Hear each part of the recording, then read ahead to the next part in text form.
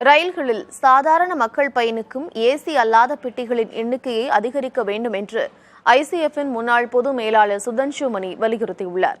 ICF முன்னாள் பொது மேலாளராகவும் வந்தே பாரத் ரயில் பெட்டி தயாரிப்பில் மூளையாக செயல்பட்டவருமான சுதன்ஷு மணி, வந்தே பாரத் ரயிலில் சாதாரண மக்களும் பயணிக்கும் வகையில் அரசு ஏற்பாடு செய்ய வேண்டும் என்று வலியுறுத்தியுள்ளார்.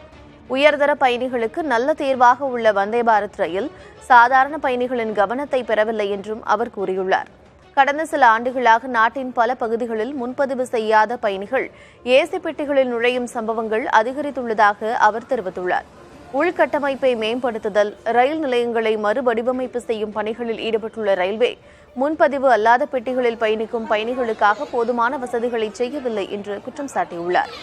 ரயில்வே பல ரயில்களில் ஏசி பெட்டிகளின் எண்ணிக்கையை அதிகரித்ததால் படுக்கை வசதி கொண்ட பெட்டிகள் மற்றும் முன்பதிவு அல்லாத பெட்டிகளின் எண்ணிக்கை குறைந்ததாகவும் ஐசிஎஃப் முன்னாள் பொது மேலாளர் சுதன்ஷு மணி தெரிவித்திருக்கிறார்.